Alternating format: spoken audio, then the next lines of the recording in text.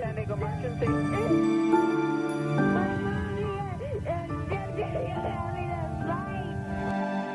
I had the baby in my hands, he was grabbing it real hard, so I had to let him have it.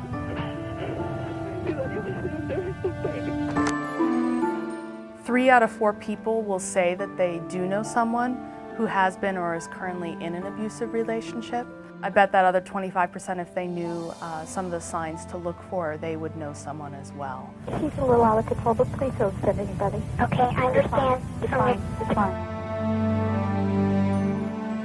Over 1 million women and 800,000 men are victims of domestic abuse every year in the United States. Advocates say not all of that abuse is physical. Some survivors have never been hit. That is a later stage of domestic violence, that physical, sometimes leading to lethal violence. It starts with emotional abuse. It starts with the verbal abuse. It can be economic abuse, religious abuse. We have a lot of survivors who come to us who have been in a terrible marriage or relationship for 2, 5, 10 years, and they would never ever classify themselves as being in a domestic violence relationship. It's that, oh, he just gets angry at me sometimes. But eventually they come to that realization that, oh, I feel like I'm on pins and needles. I feel like I'm walking on eggshells around him. I never know what's going to set him or her off. Yeah, what's going on? My wife and I are having a major argument. Okay. The kids decided that they didn't like that. I apologize.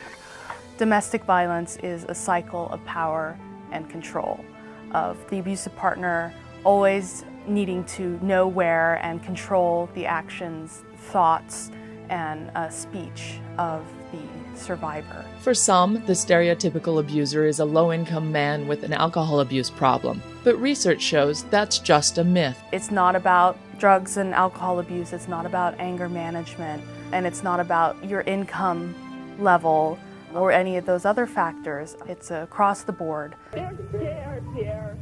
They're scared. What? You? Advocates for survivors say no one is immune from the epidemic of domestic abuse. It affects your schools, it affects your sports teams, it affects the workplace, the cost of it in terms of health care, lost hours at work. It touches us all. In terms of the children who are in these relationships. Is your front door open? Oh, no. Can you go unlock it and come back to the phone so the officers can get in? Just wait, please. Okay.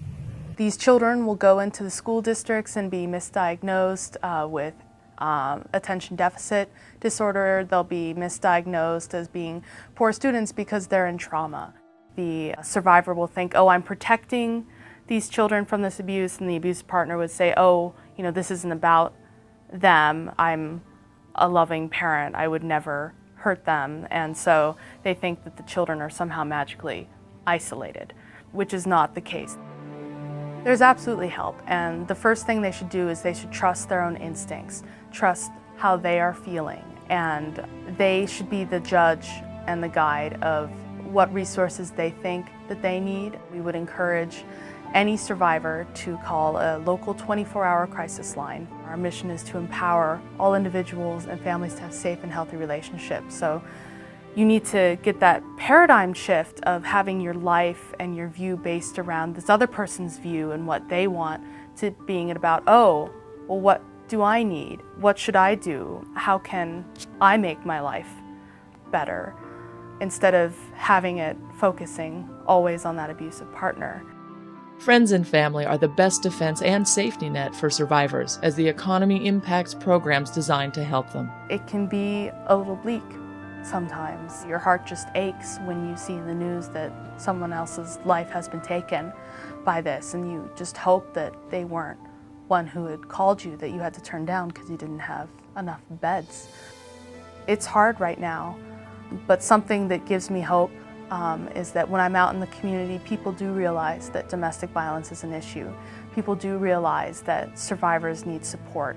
I don't deserve to be hit. You do. I'm a good person. I make really good money. I'm a professional person. I don't understand my personal life. It's so terrible. And what I hope for is that we can build on this awareness, because only through education will we break the cycle of violence. Only when we start seeing these kids who are in these families and educating them, then we can start breaking that cycle of violence. It's about your children are suffering, you're suffering, and we need to try and help, try and make it right.